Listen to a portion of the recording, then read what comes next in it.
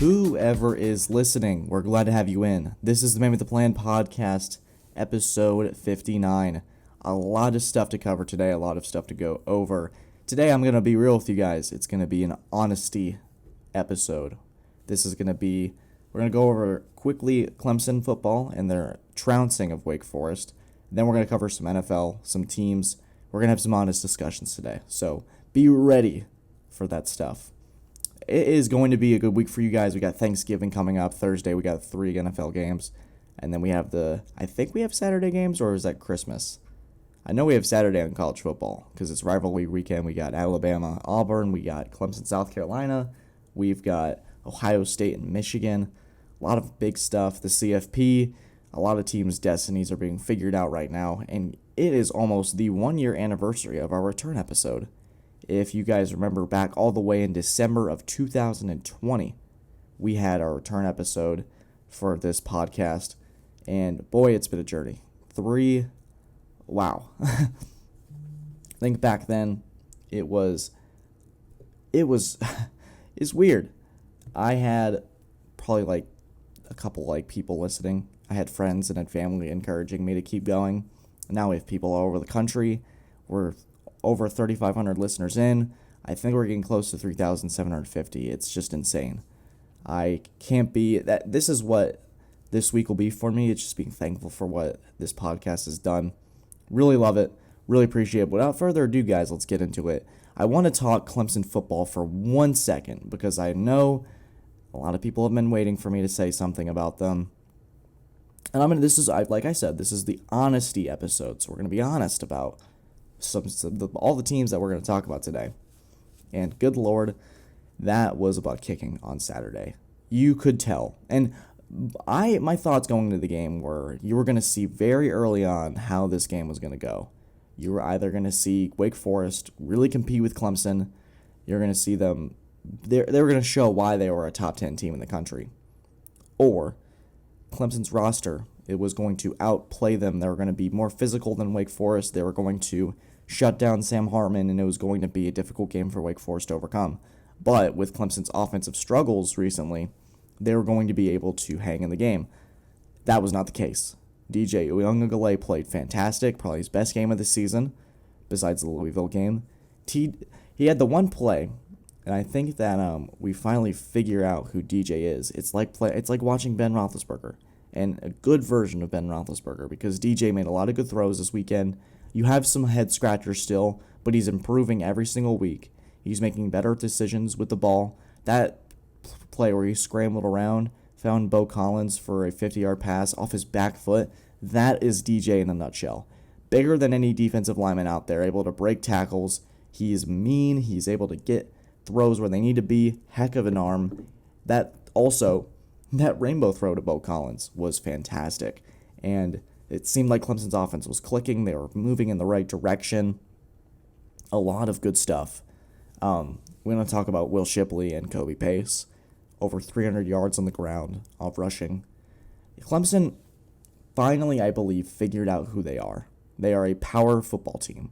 They are able to finally get a lot of holes on the offensive line. They're able to create separation. They're able to get their running back space to move. This running back group at Clemson is one of the best in the country, I'd say. And they were able to find the space, and when they found the space, they were tough to bring down. Shipley and Kobe Pace are different styles of back. I'd say Kobe Pace is more of a power back. Shipley's more elusive, but both can do more of the same thing together. But I think one is defined by the other. It was really fun to watch. And you can't talk about this Clemson game without talking about the defense. 11 sacks on Sam Hartman. Holy cow. That was something I didn't expect. I didn't expect this Clemson defense to come out there and whoop on Wake Forest, a team that's been putting up 50-plus points in the last couple of weeks. It was ridiculous. It was insane. You had a Wake Forest team with a lot of momentum, a chance to go to the ACC, and a Clemson team that's still fighting. And in the end, they could still not make it to Charlotte, but they're playing like they're going to go to the college football playoff. It is a testament to what the staff has done, a testament to Dabo. This is a team that's fighting for him. I really like to see it, and this is something people need to understand.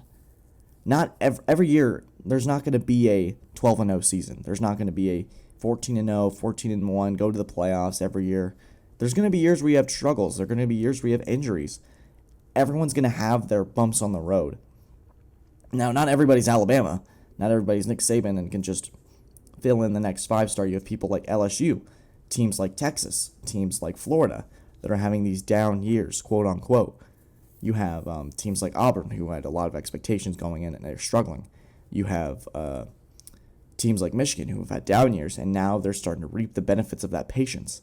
Clemson fans, we need to learn some patience here and learn how to adapt, learn how to overcome what has happened. They've overcome a lot. They started 4-3 and now they're 8-3, looking on the better side of things on the season. Really impressed with Clemson this year. Really impressed. Even if they don't go to New Year's Six Bowl, it is one of those teams that if things could have gone a little bit more right, I think that if Clemson played Georgia now, it'd be a lot closer. It'd probably be more of a scoring game because I think Clemson understands who they are now. They're not trying to move the ball down the field every single time. I think they're getting DJ comfortable first. They're starting him out slow and then getting him the throws that he wants to make later on in the game and using Kobe Pace and Will Shipley to run the ball. All right, I know I told you guys today it is going to be an honesty discussion. So I want to talk about the Patriots. The Patriots, much like Clemson, had a lot of struggles early on. The Patriots, much like Clemson, had a new quarterback coming in, and we did not know how it was going to be. The Patriots, now, like Clemson, have gone streaking. Their Patriots have won 5 straight. Clemson has won 4 straight. And I know I'm comparing my two teams together, but it feels like both of them have kind of picked it up at the same time. Clemson started 4-3, New England started 2-4. Everything's kind of coming together. And I told you guys we're going to be honest today. And I'm going to be honest with you when I tell you that Mac Jones is going to win the Offensive Rookie of the Year. Mac Jones is won the most games as a rookie in Patriots franchise history. It's crazy to say. And that record holder is not Brady. It's Jim Plunkett. It's not Drew Bledsoe. It is Mac Jones. They have also, like Clemson, figured out who they are. And I think we're going to talk about this with Philadelphia later. It is dangerous when a team figures out who they are. When they know who they are, they know what their strengths are, and they are so good at it. New England knows what they are. They know that Mac Jones is not of the arm talent of Trevor Lawrence. They know that Mac Jones doesn't have the elusiveness of Justin Fields or the elusiveness of Zach Wilson in cases. They know who Mac Jones is. He's a bona fide pocket passer. He is the old-style quarterback that can sit in the pocket and carve up a defense, make the right throws, make the right decisions, and not lose you the game. That is perfect for what New England needs. And now you're going to have people that are going to say, well, if he was in Jacksonville or Chicago, he'd be struggling. And I think those arguments are valid because those situations right now are terrible. Trevor Lawrence, the rumors are coming out that Trevor Lawrence his coaches are struggling on how to develop him, how to move forward with that development. That is something to look forward to in the offseason of how that coaching staff is divvied up. But regardless, it's not Mac Jones' fault that he was drafted in New England. He's made the best of that situation. He's also taken his team out of a 2-4 hole, beaten teams like Cleveland, the Chargers, the Panthers, who are improving. They're 5-6, but they have really one of the best defenses in the league, in my opinion. And then you have this upcoming week against Tennessee is going to be the prove-it game for a lot of people. And I know Tennessee just lost to Houston, so now that argument does not carry as much validity as it probably would have if they had played the Rams, or they played the Patriots right after they played the Rams. I think that in terms of the divorce, and obviously when you talk New England, the divorce comes up. The Brady versus Belichick argument. Now, Tampa plays on tonight, and I'm recording this on Monday because I think I'm about to leave for the week for Thanksgiving, for the break, thank God. But Tampa plays the Giants tonight, so that'll be telling of what is what. But I think Belichick's going to win this divorce long term. And it's not just because I don't think Brady's going to be in the league for long. I think he's probably got 2 or 3 more years, which is crazy to say because he's 44. So playing into his mid to late 40s is just unreal. It's very, very impressive, and he could win another Super Bowl in that time. But I think Belichick's found his guy. He's found this team. Had a bunch of money to spend this offseason. Got Judon, 2 Pro Bowl caliber tight ends, good enough receivers to be able to move the chains. Jacoby Myers is a big third down guy. Kendrick Bourne, I think you guys are going to hear that name a lot more. He brings a lot of energy, he brings a lot of passion, and I think him and Mac Jones are developing a chemistry that could potentially turn into a deep threat along with Aguilar. I think in terms of the AFC, the two teams that I would not want to face right now are the Colts and the Patriots, because they both know what they are. They run the football well. They have one of the best offensive lines, respectively, in the league. And they can get to the pass. They can get to the quarterback. I was saying get to the passer, like, whoa, really old style there. But both of these teams keep improving. I am actually very excited for that Colts-Patriots game in Indianapolis. It is going to be a dogfight. That is something to look forward to. Okay, I have written down on my phone, we need context. And I'm talking about the Chiefs. And I know I've been the Chiefs hater for the last couple weeks, and they're winning games, so let's start by crediting them. Their defense has improved significantly. It was a tire fire, and it's gone to a very competent defense that gets plays, gets turnovers. I like what I see from that defense. And now, on the other side, I think the Kansas City offense has regressed. But we need context. This was a Kansas City home game. 8 Cowboys starters were out. 2 of their best pass rushers, their 2 best wide receivers, and you had their left tackle out. And then a couple other guys here and there. I was talking to a couple Cowboys people about it. And then I talked to Addison. I was like, hey, give me some information. If you guys haven't seen that episode with Addison and Nick Reed, Cowboys fans, check it out. But they had 8 starters out. So when you go to Arrowhead, you can't even hear, to begin with, left tackle out. So you're getting people in your face all day. Your 2 best receivers are out, who are probably one of the best receivers in the league to start with. It makes it tough, because then they realize all they got to do is hone in on the run. They know they can beat you one-on-one with pass rush because they don't have to disguise anything. It's just a win where I'm like, all right, guys, let's hold on. Let's calm down. Let's pump the brakes on this Kansas City team. I want to see a complete game. I want to see Kansas City's offense make big plays, explosive plays. I don't want the dink and dunk. I want to see Mahomes make a Mahomes play. I want him to see Mahomes have a clean game where he doesn't have bad throws or a turnover. And I know you guys are like, you guys are asking a lot out of the Chiefs. But this is a team that in February got their stuff rocked against Tampa Bay.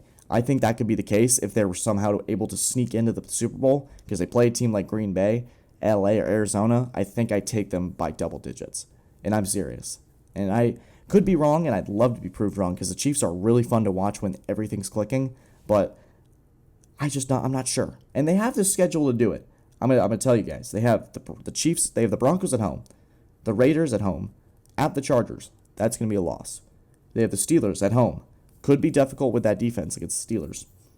They have the Bengals, who are going to be a tough team, probably fighting for a playoff spot. And then they have the Broncos again in Denver. It could be tough, but at the same time, you look at that and you're like, ooh, I don't know. The streaky Broncos, the Raiders, who are just a huge question mark. We don't know who the heck they are.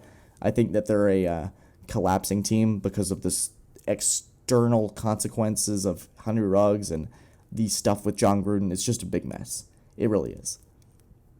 But I think for Kansas City, if they keep improving on offense and they keep doing what they're doing on defense, there's going to be no problem. They're going to be fine. But I just need to see more. All right, we're going to take a short break. When I get back, we're going to talk Philadelphia to the playoffs and why Indianapolis' statement was the biggest in the NFL this week. This is the MWP Podcast. We'll be right back.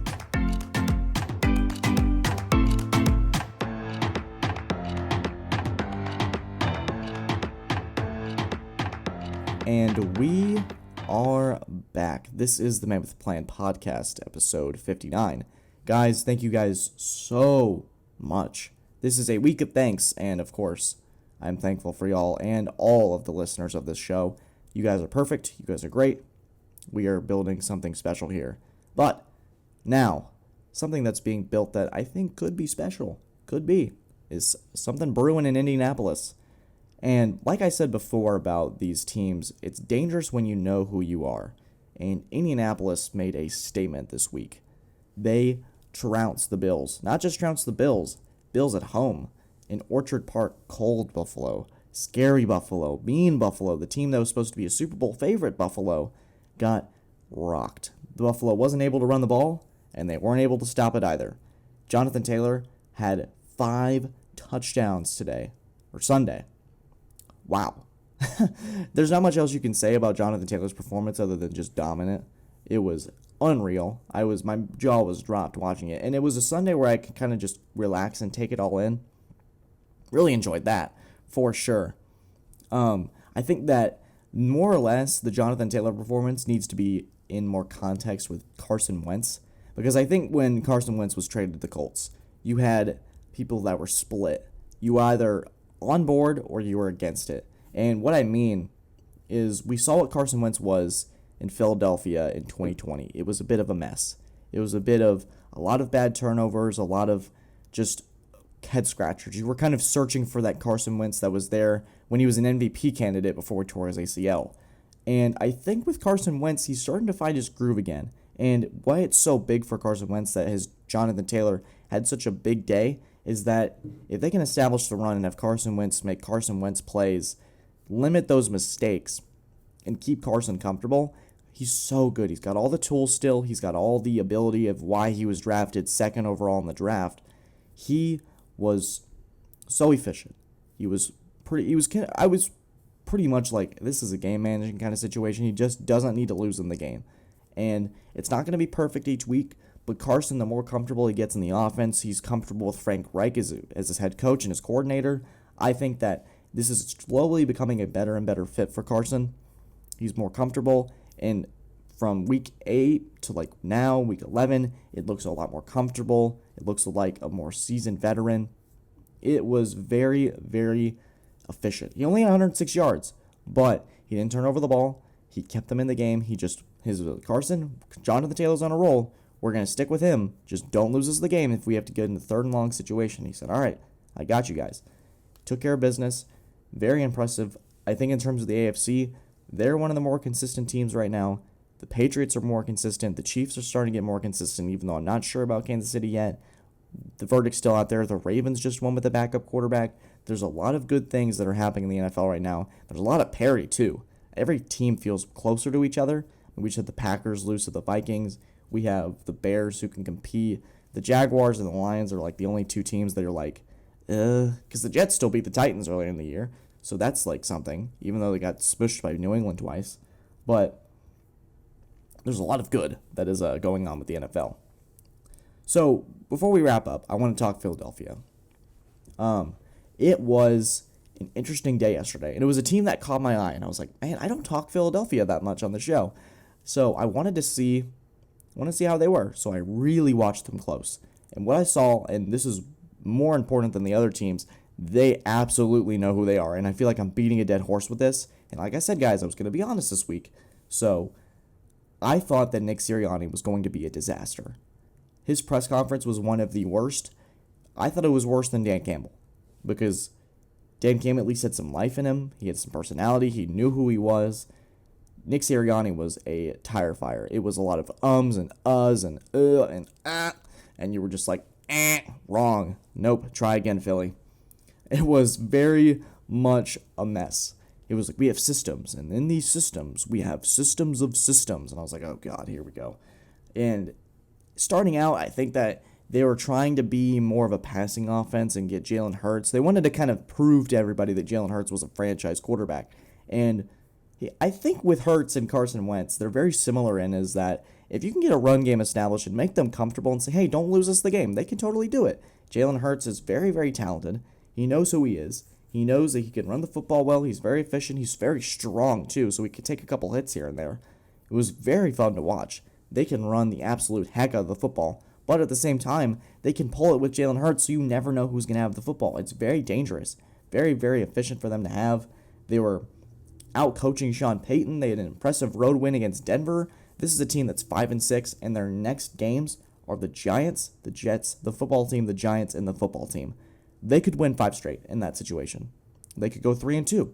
They could be in a prime spot in the NFC where teams aren't as good at the bottom of the playoff. Like 1 and 2, very good. 6 and 7 could be 9 and 8. Could be very average. Philadelphia could absolutely make the playoffs this year. And in a year where I thought they were going to be absolutely terrible and probably looking for a quarterback next year, they could be the playoffs. And something else that they have is common wins against opponents who are in their same spot. The Saints, who could still very well make a run. Sean Payton is an absolutely incredible head coach who could maybe you sign somebody, maybe find a scheme for Trevor Siemian that works and make the playoffs. And the Panthers, who have Cam Newton back, a lot of momentum. You have a lot of wins against common opponents who are going to be in the end in the same spot as you. So if you have a win against the Saints or a win against the Panthers and you're both 9-8, who's going to get in the playoffs but Philadelphia? A lot of good stuff. I think that what Sirianni has done that's so impressive is he's taken an Eagles roster that is not good at all and made it a better team as a whole than just what the sum of those parts are. Those parts are not very good. They're not incredible at wide receiver. They're not incredible on the line. They're not incredible anywhere, but they've made it work. They've made this team work. They're like, we figured out who we are. After that Tampa game, I think they've got some confidence. They're like, hey, we can hang with the best of the best. Let's go roll and let's go win some games. And they are 5-6. They've got a lot of momentum. They could very, very well make the playoffs. That is exciting. That is going to be very interesting to watch. If they play the Jets and the Giants, I'm taking them by 7 at least, just because the Jets are a mess. We don't know who's going to play quarterback.